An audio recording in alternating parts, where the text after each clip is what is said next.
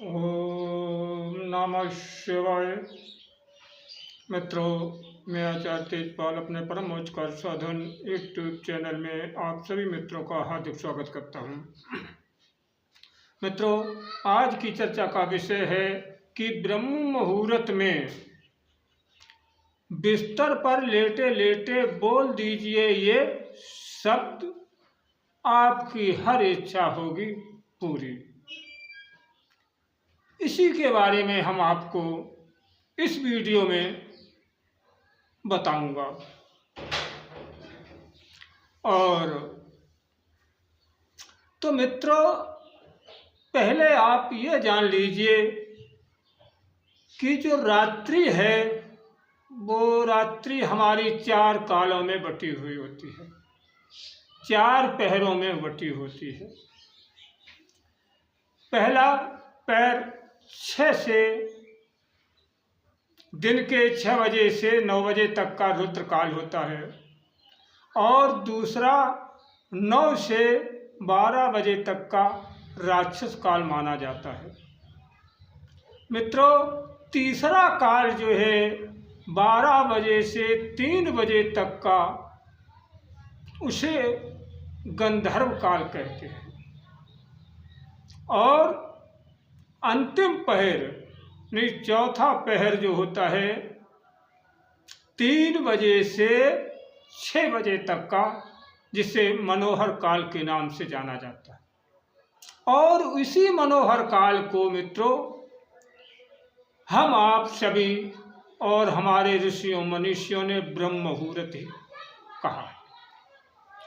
यही वो ब्रह्म मुहूर्त है। इसी में आपको बैठ करके बिस्तर पर लेटे लेटे आप जो भी इच्छा होगी वो इन शब्दों के द्वारा आपकी इच्छा अवश्य पूरी होगी। तो मित्रों,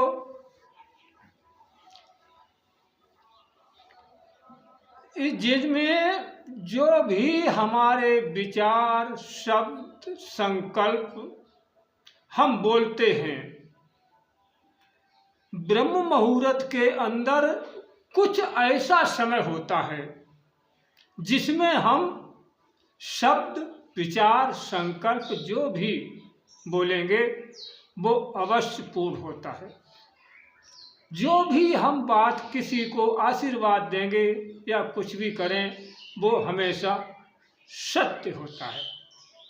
तो वो काल कौन सा है, वो समय हमारे ब्रह्म मुहूर्त में कौन सा समय है जिसमें हम जो भी बोलेंगे, जो भी विचार करेंगे, जो भी संकल्प करेंगे वो हमारे सभी पूर्ण होंगे। तो मित्रों, वो समय बताने से पहले मेरा एक छोटा सा अनुरोध है कि यदि आप परम उच्चकार साधन पर पहली बार वीडियो देख रहे हैं तो चैनल को सब्सक्राइब करके बेल बटन दबा करके उसे ऑल पर सेट कर लें, ताकि मैं जो भी जानकारी इस चैनल पर डालूं उसकी नोटिफिकेशन आपको सबसे पहले प्राप्त हो। तो मित्रों, अब आते हैं चर्चा पर। तो इस ब्रह्म मुहूर्त में वो कौन सा समय है जिसे हमारे आपके द्वारा बोले गए विचार, संकल्प पूर्ण होते हैं, अर्थात सत्य होते हैं। आप इस वीडियो में हमारे साथ बने रहिए। मैं आपको संपूर्ण जानकारी व उसकी पूरी विधि आपको बताऊंगा। तो मित्रों, सबसे पहले आप 3 बजे, सुबह 3 बजे इन्हीं मनोहर काल में ब्रह्म मुहूर्त में उठ करके बैठ जाइए और अपने हाथों को सबसे पहले देखिए। देखने के बाद में मस्तक पर लगा लीजिए। अब इससे पहले मैं एक बात और कहना चाहूँगा कि जो लोग ब्लड प्रेशर या दिल के मरीज हैं वो इस प्रयोग को ना करें, क्योंकि इसमें प्रयोग में सांस को रोकना पड़ता है। इसलिए ब्लड प्रेशर और दिल के रोगी के लोगों को उससे हानि हो सकती है। तो मित्रों, अब आपको क्या करना है, आप बिल्कुल कमर सीधी करके बैठ जाइए और एक लंबी सांस लीजिए। जो आपका स्वर चल रहा हो, वैसे तो स्वर दोनों चलते हैं, लेकिन एक कम चलता है, बहुत मध्यम चलता है, एक तेज चलता है। जो तेज चलता है उसी नासिका क्षेत्र से आप सांस लीजिए, लंबी सांस लीजिए और उसे जब तक रोक सकें तब तक रोके रहें। उसके बाद में मुख द्वारा वो सांस को बाहर निकाल दीजिए। इससे क्या होगा, इससे आपका जो मन है, मन एकदम शांत हो जाता है और इसके द्वारा एक तरह का आपातकाल लग जाता है। जब सांस को अंदर रोकेंगे तो आपातकाल लग जाता है। उस समय हमारा मन,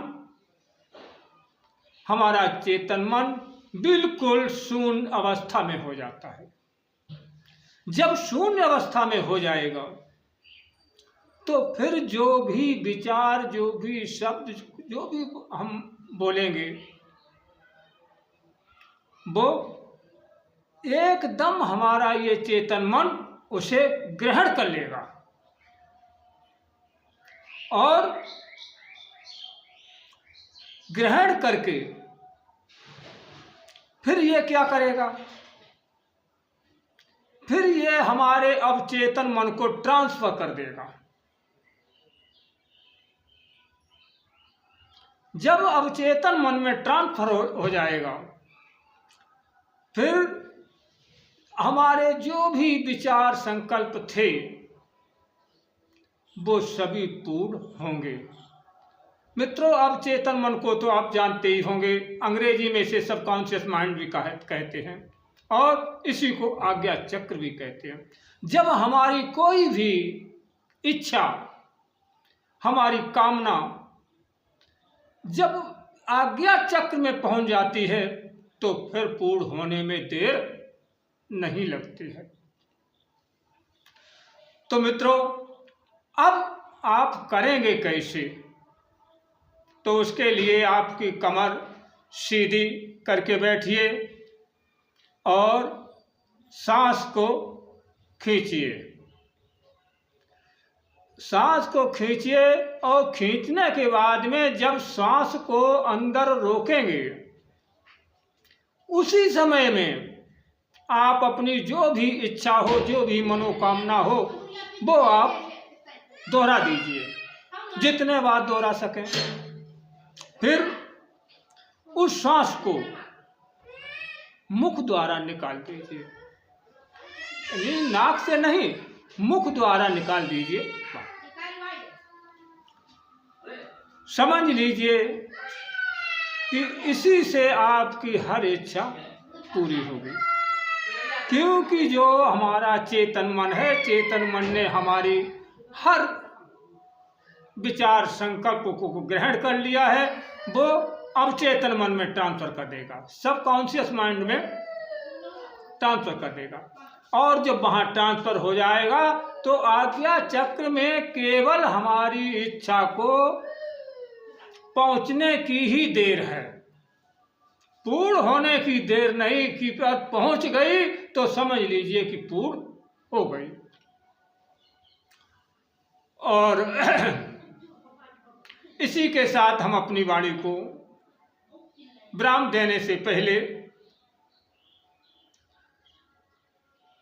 कहना चाहूँगा कि यदि आपको हमारा वीडियो पसंद आया हो तो वीडियो लाइक अवश्य करें और अपने मित्रों में भी शेयर करें और साथ ही साथ में हमें कमेंट भी करें। यदि किसी प्रकार की शंका हो, शंका के लिए आप हमें कमेंट कर सकते हैं। कमेंट बॉक्स में जय मां आदिशक्ति अवश्य लिखें। वीडियो में साथ रहने के लिए आपको धन्यवाद देता हूं, क्योंकि आपने अपना कीमती समय खर्च करके और आप हमारे साथ बने रहे, इसके लिए मैं आपका आभारी हूं। अब मिलेंगे अगली वीडियो में नई जानकारी के साथ। तब तक के लिए जय मां आदिशक्ति। ओम नमः शिवाय।